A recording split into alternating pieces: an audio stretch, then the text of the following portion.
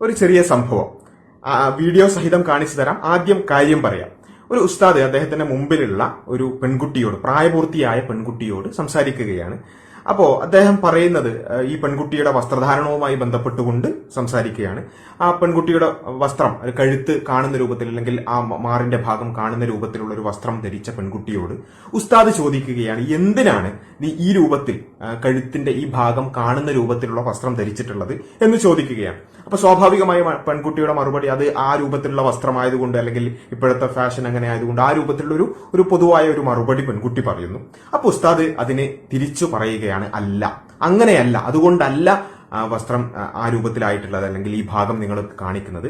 നിങ്ങൾ ഈ മാറിന്റെ ഈ ഒരു ഭാഗം അല്ലെങ്കിൽ ഈ കഴുത്തിന്റെ താഴെയുള്ള ഈ ഭാഗം നിങ്ങൾ കാണിക്കുന്നത് മറ്റ് പുരുഷന്മാരായ ആളുകളെ ആകർഷിക്കുവാൻ വേണ്ടിയാണ് എന്ന് അദ്ദേഹം പറയുകയാണ്. മാത്രമല്ല അദ്ദേഹം പറയുന്നത്, നിങ്ങൾ ഈ രൂപത്തിൽ പിന്നെ താലിമാല ധരിക്കുന്നത് എന്തിനു വേണ്ടിയാണ്? അതും ഈ താലിമാലയിലേക്ക് ആളുകൾ നോക്കി അതുവഴി നിങ്ങളുടെ മാറ് ആളുകൾ കാണുവാനും അതുവഴി ആളുകളെ ആകർഷിക്കുവാനും വേണ്ടിയാണ് എന്ന രൂപത്തിൽ ഒരു പെൺകുട്ടിയോട്, പൊതുവായി എന്തെങ്കിലും ഒരു പ്രസംഗത്തിൽ പറയാമെന്നല്ല, ഒരു പെൺകുട്ടിയോട് നേരിട്ടിരുന്നു കൊണ്ട് ഇത്തരത്തിലൊന്ന് സംസാരിക്കുകയാണ്.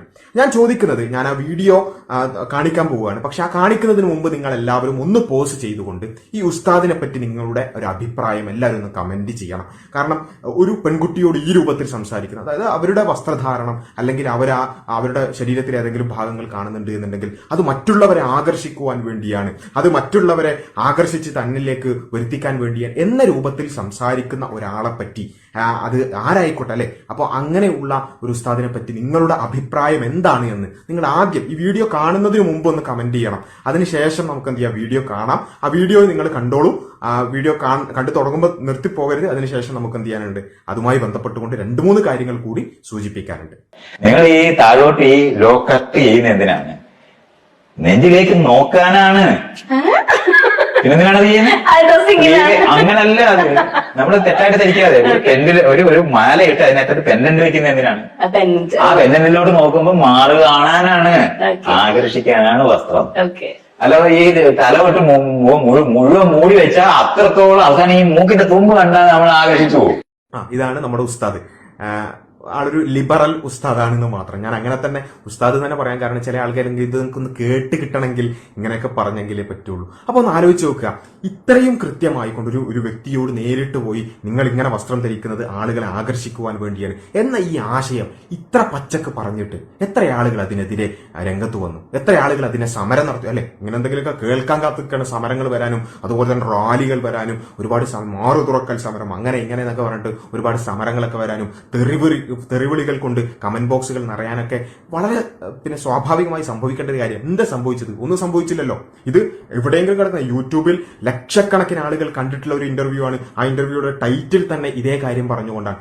എന്നിട്ടും ആളുകൾ എന്തുകൊണ്ടാണ് ഇത് പ്രതികരിക്കാതെ? ഇദ്ദേഹം എന്ന് പറയുന്നത് കേരളത്തിൽ അറിയപ്പെടുന്ന ഒരുപാട് ഈ പുരോഗമന, യുക്തിവാദ, അതുപോലെ തന്നെ സ്വതന്ത്ര ചിന്താ വേദികളിലൊക്കെ നിറഞ്ഞു നിൽക്കുകയും അതുപോലെ തന്നെ അതിനുവേണ്ടി സംവദിക്കുകയും സംസാരിക്കുകയും ഇന്റർവ്യൂകളൊക്കെ കൊടുക്കുകയും ഒക്കെ ചെയ്യുന്ന ഒരു വ്യക്തിയാണ്. അങ്ങനെ ലിബറലുകളുടെ, ഫെമിനിസ്റ്റുകളുടെ, പുരോഗമനവാദക്കാരുടെയൊക്കെ കണ്ണിലുണ്ണിയായി ഒരുപാട് ഇത്തരം കാര്യങ്ങൾ പറഞ്ഞുകൊണ്ടിരിക്കുന്ന ഒരു കാര്യമാണ്. പക്ഷേ അദ്ദേഹം പറഞ്ഞ ഈ ആശയം, ഇത് നമ്മൾ നാലിച്ച് ഒരു മതപണ്ഡിതനായിരുന്നു, ഒരു ഉസ്താദായിരുന്നു, അല്ലെങ്കിൽ ഒരു ഹിന്ദു സന്യാസിയായിരുന്നു, അല്ലെങ്കിൽ ഒരു പള്ളിയിലച്ചനായിരുന്നു ഇത് പറഞ്ഞതെങ്കിൽ ഇവിടെ പിന്നെ ലോകം അടിമറിഞ്ഞാൻ അല്ലെ ഇത്തരം ഒരു കാര്യം പറയണം. പക്ഷെ അതേ കാര്യം, അതേ ആശയം ഒരു പുരോഗമന ആശയമായി കൊണ്ട് അവതരിപ്പിച്ചാൽ, ഒരു പുരോഗമനത്തിന്റെ മുഖംമൂടി അണിഞ്ഞുകൊണ്ട് സ്ത്രീ സ്വാതന്ത്ര്യത്തിന്റെയും വിമോചനത്തിന്റെയും ഒക്കെ ആശയം പറയുന്നു എന്ന പേരിൽ പറഞ്ഞാൽ അത് അക്സെപ്റ്റ് ചെയ്യുന്ന, അതിലൊരു പ്രശ്നവും തോന്നാത്ത ഒരു അവസ്ഥ നമ്മൾ കൃത്യമായി ആലോചിക്കേണ്ട ഒരു കാര്യമാണിത്. പലപ്പോഴും നമ്മുടെ മുമ്പിലേക്ക് വരുന്ന ഈ സ്ത്രീ സ്വാതന്ത്ര്യം, സ്ത്രീ വിമോചനം, അതുപോലെ തന്നെ അങ്ങനെയുള്ള പിന്നെ പുരോഗമനം എന്നൊക്കെ പറഞ്ഞുകൊണ്ട് വരുന്നതിൽ പലപ്പോഴും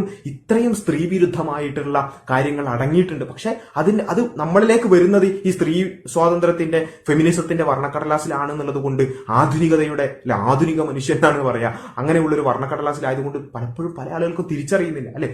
സ്ത്രീ ഒബ്ജക്ടിഫിക്കേഷൻ, പെണ്ണിന്റെ ശരീരത്തെ ഒബ്ജക്ടിഫൈ ചെയ്യാന്ന് പറയുന്നത് വലിയ ഒരു പ്രശ്നമായി നമ്മൾ അവതരിപ്പിക്കുമ്പോഴും സ്ത്രീയുടെ നഗ്നതാ പ്രദർശനത്തിനു വേണ്ടിയും അതിനുവേണ്ടി സമരം നടത്തുകയൊക്കെ ചെയ്യുന്നത് ഒരു സ്ത്രീ ലിബറേഷൻ ആയിട്ടാണ് ആളുകൾ മനസ്സിലാക്കുന്നത്. അത് പുരുഷാധിപത്യത്തിനെതിരായ ഒരു പോരാട്ടമായിക്കൊണ്ട് അവരെ തന്നെ വിശ്വസിപ്പിക്കാൻ, അതായത് പച്ചയായ സ്ത്രീ വിരുദ്ധത സ്ത്രീ വിമോചനമാണെന്ന് ആളുകളെ കൊണ്ട് തന്നെ ചിന്തിപ്പിക്കുകയാണ്. ഒന്ന് ആലോചിച്ച് നോക്കുക, ഇവിടെ ഒരു നഗ്നതാ പ്രദർശനം നടത്തി, അല്ലെങ്കിൽ അത്തരത്തിലുള്ള ഒരു ഫോട്ടോഷൂട്ട്, അത് അല്ലെങ്കിൽ അങ്ങനെയുള്ള ഒരു മാറു തുറക്കൽ സമരം, അല്ലെങ്കിൽ കാല് കാണിക്കൽ സമരം, ഇതെങ്ങനെയൊക്കെ പിന്നെ സ്ത്രീ വിമോചനമായി കൊണ്ട് പറഞ്ഞാൽ ഇവിടെയുള്ള പുരുഷന്മാർക്ക് എന്താ പ്രശ്നം? ഇങ്ങനെ ഞരമ്പ് രോഗികളായി ഇത്തരം കാര്യങ്ങൾ ശ്രദ്ധിക്കാൻ നടക്കുന്ന പുരുഷന്മാർക്ക് ആകെ ഇടങ്ങാറായി, ഇവരൊക്കെ നഗ്നത കാണിച്ചു, ആകെ ഇടങ്ങാറായല്ലോ എന്ന് വിചാരിച്ച് അവരാകെ ഡെസ്പായിരിക്കുകയാണ് ചെയ്യുക. ഞരമ്പന്മാരെ സംബന്ധിച്ചിടത്തോളം അവർക്ക് ഇതാണ് ആവശ്യം, അവർക്ക് ഇതാണ് കാണേണ്ടത്. അപ്പൊ പുരുഷന്മാർക്ക് എന്താണോ ആവശ്യമായിട്ടുള്ളത്, അല്ലെങ്കിൽ ഈ രൂപത്തിൽ ഞരമ്പന്മാരായിട്ടുള്ള പുരുഷന്മാർക്ക് എന്താണോ ആവശ്യമായിട്ടുള്ളത്, അത് തുറന്നു കാണിക്കുകയും അത് പുരുഷാധിപത്യത്തിനെതിരായ സമരമാണെന്ന് പറയുകയും ചെയ്യുക. ഇത്രമേൽ വൈരുദ്ധ്യമായിട്ടുള്ള ഒരു കാര്യം പലപ്പോഴും, പക്ഷെ അത് ആളുകൾ അങ്ങനെ ചിന്തിക്കുന്നില്ല. കാരണം എന്താ, ഇത് സ്ത്രീ വിമോചനത്തിന്റെയും പുരോഗമനത്തിന്റെയും ഒക്കെ ഒരു മുഖംമൂടി അണിഞ്ഞുകൊണ്ടാണ് ഇത്തരം ആശയങ്ങൾ കടന്നു വരിക. അതുകൊണ്ട് അത് കണ്ണും പൂട്ടി സ്വീകരിക്കുന്ന ഒരു അവസ്ഥ. അതുകൊണ്ട് ഒന്ന് എനിക്ക് പറയാനുള്ളത്, ഈ രൂപത്തിൽ എന്തെങ്കിലും ഒരു ലേബലിൽ കടന്നു വരുന്നു എന്നുള്ളതിന്റെ പേരിൽ മാത്രം അതിന്റെയൊക്കെ പിന്നാലെ പോകുന്നതിനപ്പുറത്ത് പലപ്പോഴും സംഭവിക്കുന്നത് ഈ സ്ത്രീ വിമോചനം, പുരോഗമനം എന്നൊക്കെ പറഞ്ഞിട്ട് പച്ചയായ സ്ത്രീ വിരുദ്ധത പറയുകയും അത് പ്രചരിപ്പിക്കുകയും ചെയ്യുന്ന ഒരു അവസ്ഥയുണ്ട്. അതിനപ്പുറത്തേക്ക് കാര്യങ്ങളെ കുറച്ചുകൂടി വിശാലമായി മനസ്സിലാക്കുവാനും ചിന്തിക്കുവാനും സാധിക്കണം. അവിടെയാണ് ഈ ഒരു ഇരട്ടത്താപ്പ് നമുക്ക് ഒഴിവാക്കാൻ സാധിക്കുക. ഒരു മതപണ്ഡിതനായിരുന്നു ഇത് പറഞ്ഞിരുന്നെങ്കിൽ അവിടെ ഓടി ചാടി അതിനെതിരെ സമരം നടത്താൻ ഒരുപാട് ആളുകളുണ്ട്. പക്ഷെ ഇത് പറഞ്ഞതൊരു പുരോഗമനവാദിയാണ്, പുരോഗമന ആശയമായിട്ടാണ് പറയുന്നത് എന്നുള്ളത് കൊണ്ട് അതെല്ലാം കണ്ണും മൂട്ടി വിശ്വസിക്കുകയും ആരും പറയാത്ത സത്യങ്ങൾ തുറന്നു പറയുന്നു, ഇദ്ദേഹമാണ് പിന്നെ ലോകത്തിന്റെ വിമോചനകൻ എന്നൊക്കെ പറഞ്ഞുകൊണ്ട് ഇത്തരം കാര്യങ്ങൾ പറയുന്ന ആളുകൾ ഒന്ന് ചിന്തിക്കുക എന്ന് മാത്രമാണ് പറയാനുള്ളത്.